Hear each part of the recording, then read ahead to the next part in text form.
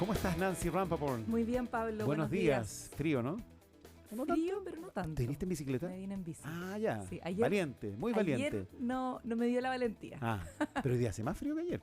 Parece, Sí, pero tú sabes que la cosa es mentalizarse. Exactamente. Además, la bicicleta, lo rico que tienes es que tú al principio como que, se siente. Y después Y yo es una decisión que tengo que tomar muy temprano después el cuerpo te lo agradece. porque me tengo que vestir con cierta ropa que me sirve para la bicicleta obvio. y en cambio hay otros que no. Sí, pues, obviamente, claro, ya. Entonces, bueno, pero es que perdonen la, digamos, la conversación personal, pero es que yo sé que muchos de ustedes están en una situación similar. Pues, muchos deben venir caminando por la calle. Muchos de nuestros auditores pedalean también. Muchos de nuestros auditores pedalean. Sí, así que les mandamos un abrazo y un cariño. Se puede, una buena chaqueta. Se puede, y después de un rato como que uno dice, qué bueno que viene en bicicleta. Y guantes. Los guantes fundamentales para pedalear, para la bicicleta, por supuesto, porque ahí se concentra el frío. Ya, vamos a hablar de... A ver, yo necesito que tú me expliques bien esto. Chile es aprobado como Estado miembro del CERN, C-E-R-N, que es el mayor laboratorio de física de partículas del mundo. Así es. ¿Cómo tú podrías aproximarnos esta noticia, querida Nancy Rampaport? Es una noticia que para el mundo científico es muy significativa y yo te diría que también en términos de país. La he visto en medios y me pareció que era un tema interesante de traer hoy día a la conversación porque el CERN, este Centro Europeo de Investigación Nuclear, efectivamente, que es un centro que nace en los años 50 y que se conoce muy ampliamente en los últimos 20 años porque tiene el Gran Colisionador de Hadrones. ¿Ya? Es este gran lugar en Europa que está en Suiza, de hecho está en la frontera entre Suiza y Francia, en Ginebra, en donde se hacen investigaciones muy profundas para entender, por ejemplo, el origen del universo, para entender cómo está conformada la materia, cosas que son muy, muy, muy esenciales, y es un centro de investigación, tú mismo muy bien lo dijiste, el más importante del mundo. Y la noticia muy interesante es que Chile fue aprobado para ser miembro asociado, ¿no? Ahora, nosotros asociamos la investigación nuclear con la energía nuclear, ¿no? Y Chile no está en ese camino. Es más que la energía nuclear. La energía nuclear es una de las áreas en las que se puede desarrollar en términos de aplicabilidad, pero aquí va a orígenes más profundos respecto, por ejemplo, a conocer la materia, a entender cómo funciona, de qué está compuesto el universo, entender cuáles fueron los orígenes del universo, por ejemplo. Se hacen preguntas esenciales, entonces lo que se está tratando de hacer permanentemente con experimentos es simular, por ejemplo, el Big Bang. Y eso después tiene una serie de aplicaciones. Una podría ser las nuevas energías que se puedan nacer a partir de eso, pero hay muchas otras aplicaciones que pueden surgir de ahí y por ejemplo una cosa muy interesante es que la internet tal cual como la conocemos, la World Wide Web, que es son hoy día la www que permite navegar, nace de la investigación de científicos computacionales del CERN en los años 80, cuando estaba la necesidad de que estos investigadores compartieran información rápidamente. O sea, tú te puedes imaginar lo que significa ser un científico que está generando descubrimientos en el siglo, no sé, XIX, XVIII, y escriben cartas. Entonces mira, descubrí esto, le mandas una carta. Después el otro científico te responde. Y bueno, y eso se fue, por supuesto, con las comunicaciones acelerando, pero había una necesidad de compartir información desde lo científico y que nace entonces dijeron, inventemos un sistema para comunicarnos más fácilmente. Un sistema, y ese inventor se llama Tim Berners-Lee, que es un científico computacional inglés, y que de hecho, no sé si tú te acuerdas, pero en la inauguración de los Juegos Olímpicos del 2012 apareció este inventor del internet tal cual y como la conocemos hoy día, y apareció en el estadio, en un computador. Nadie entendía muy bien quién era este señor, porque está, no sé, por Rolling Stones y por McCartney. Esto en los Juegos de Londres. En los Juegos de Londres del 2012, y aparece como un gran ícono del desarrollo científico, y él es un investigador del CERN. ¿O fue? Sí. No lo sé. Oye, pero verdad. Ya, ¿y qué significa que Chile sea miembro asociado del CERN? Yo me imagino que esto otorga beneficios, por supuesto, pero también obligaciones. O sea, tiene que ocurrir con financiamiento. ¿Qué Mira, este es un centro esencialmente europeo, en donde participan los Estados miembros, son 22 países europeos, y tiene estos países asociados que les otorga ciertos beneficios, de lo que vamos a conversar de eso, y también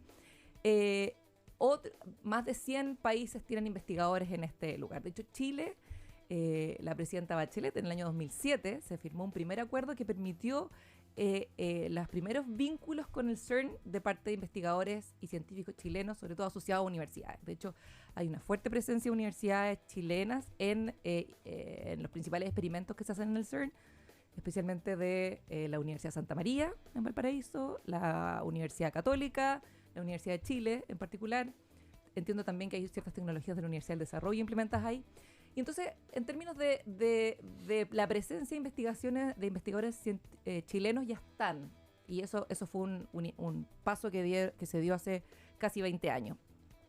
¿Qué novedades tiene el que Chile se convierta hoy día en un Estado asociado? En que nos otorga otras garantías que tienen que ver, por ejemplo, con la toma de decisiones respecto al tipo de investigación que se están haciendo. Hoy día nosotros, los investigadores chilenos, digamos, las universidades chilenas, vamos solamente a ocupar estas instalaciones y a involucrarnos en los experimentos que ya existen. No hay voz ni voto para el desarrollo de nuevos experimentos que sean interesantes desde la perspectiva nacional. Entonces ahí hay un punto interesante. O sea, puede haber ahora una participación mayor. Liderando proyectos, exacto. Pero tal vez una cosa en términos prácticos bien interesante es que empresas chilenas se pueden involucrar con CERN ya, por ejemplo, participando en licitaciones. Yeah. O sea, ahí imagínate el universo de nuevas tecnologías, servicios, productos, innovaciones que el CERN requiere para su implementación, y empresas, startups chilenas, centros de investigación se pueden convertir en proveedores. No es cualquier tipo de empresa, eso sí.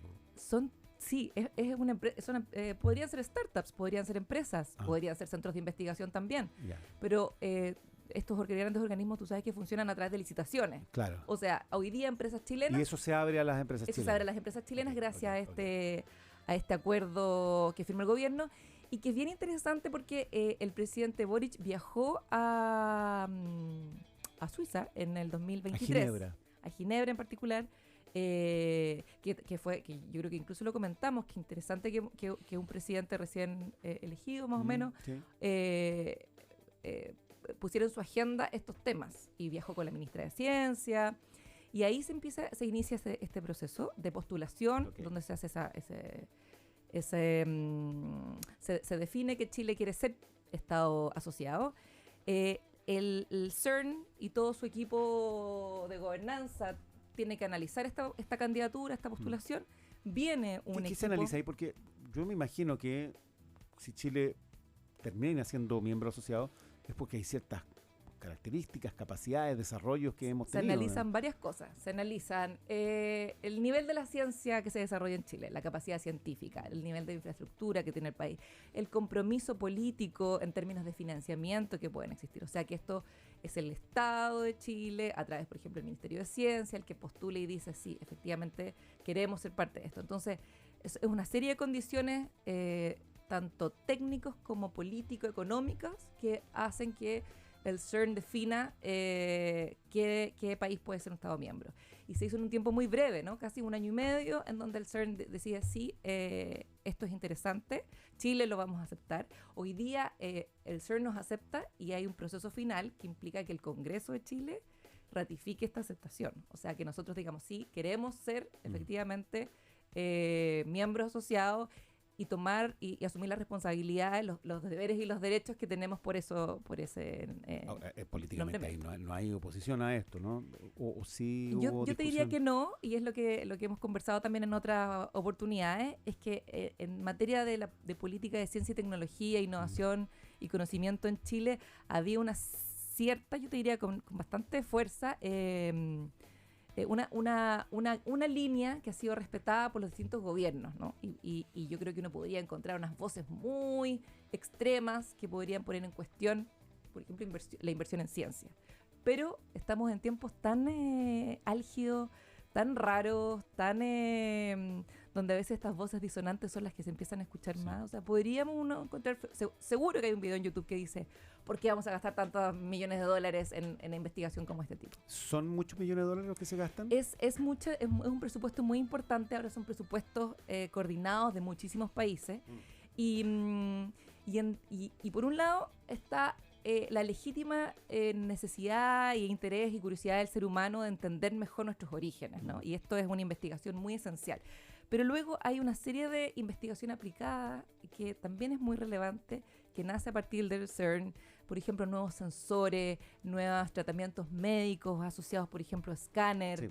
Uno podría pensar incluso en hacia dónde podría llevarnos la investigación en el CERN. Y si nos ponemos desde la ciencia ficción, como estamos entendiendo cosas tan esenciales, por ejemplo, como el origen del universo y entender la materia. Acuérdate que lo que hemos conversado otras veces es que la física clásica funciona perfecto para el mundo que nosotros vemos, pero para el macro mundo, el mundo del universo, y para el mundo de lo súper pequeño, de las partículas, la física clásica no responde a las preguntas que tenemos. Entonces, ahí una investigadora de la Universidad Católica que se llama Francisca Garay, que ya ha estado muy vinculada al CERN, ella plantea en una entrevista, conocemos solo el 5% de la materia, ¿no? El 95% de la materia no la entendemos, no lo conocemos, no sabemos qué es ni cómo funciona.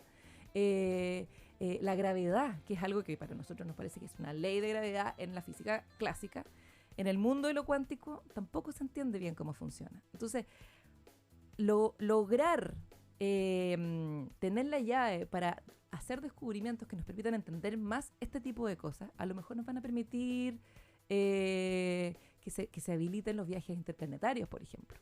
O en alguna dimensión los viajes por el tiempo. A lo mejor no de la forma que aparecen en las películas, pero sí vamos a ser capaces de mirar cosas que sucedieron hace millones de años específicamente. Entonces, las posibilidades son múltiples, y por eso yo te diría que aquí lo relevante es la visión que pueden tener las autoridades de no pensar en el corto plazo, sino que pensar en el largo plazo. Francisca Garay, sin ir más lejos, junto a la Universidad Católica, ellos se firmaron un acuerdo para empezar al desarrollo del proyecto de lo que sería un segundo colisionador de hadrones, más grande que del que existe ahora. El que existe ahora tiene una dimensión de 27 kilómetros, un diámetro de 27 kilómetros. ¿Te puedes imaginar lo que es eso? 27 kilómetros de diámetro, es una ciudad entera subterránea, a 80 metros subterráneo. Y se supone, lo que explica Francisca Garay, es que este colisionador de hadrones va a estar en desuso o va a dejar de ser funcional más o menos en el año 2041. Ya, y que se requiere entonces... Nos falta mucho. ¿Qué va a pasar con toda esa superficie? Se está pensando ahora, y por eso es interesante, porque por ejemplo la Universidad Chilena están involucrados en eso, en diseñar el próximo, van a estar funcionando. Si hoy día hay este gran colisionador, tiene por lo menos 20, 30 años. Antes existía otro más pequeño, y ahora se está proyectando uno que va a ser más grande, que va a tener un diámetro más o menos de 100 kilómetros y de profundidad más o menos unos 200 metros de profundidad. Entonces, hoy día es posible que equipos de investigación chilenos de la Universidad Católica, de la Universidad Santa María, estén en el diseño de ese próximo colisionador de hadrones. A propósito de este exactamente. Ahora, tú decías, todavía falta la ratificación del Congreso. Eso está por Esta es una noticia muy reciente, ¿no? Porque la aprobación por parte del CERN del ingreso de Chile como Estado asociado es de hace una semana, más o menos del 15 de mayo, y ahora tiene que entrar en la vía legal legislativa en Chile. Ya, vamos a ver qué discusión se da ahí. Permíteme pensaba que puede haber algún cuestionamiento, requerimiento respecto de la conveniencia estratégica de hacer este acuerdo con los europeos. No sé, hoy día está todo muy en ese plano. Es un buen punto. Los temas geopolíticos hoy día son relevantes, y hasta hace un tiempo la cooperación internacional científica no cabía ninguna duda, pero hoy día sí podría ser un punto. Podría ser un factor, claro. Sí, es un punto interesante y a considerar. ¿Agregar algo antes de Yo quería agregar algo de que finalmente estos centros de investigación, que hoy día uno piensa que están repletos, por supuesto, de matemáticos, físicos y ingenieros que están generando toda la infraestructura, también tienen un espacio importante otros académicos, investigadores del mundo de la filosofía, de las ciencias sociales, porque imagínate las preguntas que surgen a propósito de entender que la realidad no es como la veíamos, que lo que conocemos no es lo que realmente conocemos. Entonces, es multidisciplinario. Es multidisciplinario, y ahí lo que quería yo aprovechar esta pequeña y muy importante tribuna que tengo, es a promover, y para las personas que nos están escuchando, a un filósofo que se llama Ricardo Espinosa Lolas. Él fue profesor mío en el colegio, un profesor muy querido.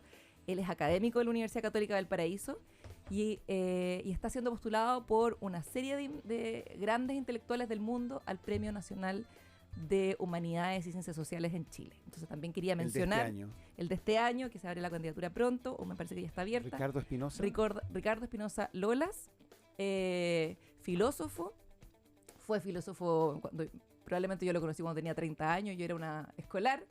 Seguido vinculada al profesor Espinosa, y él suena hoy día como un hombre muy joven que está como candidato a este premio nacional. Bien. Nancy Rampaport, nos encontramos la próxima semana. Gracias, Pablo. Nos vemos. Muchas gracias a ti. Son las 8:29.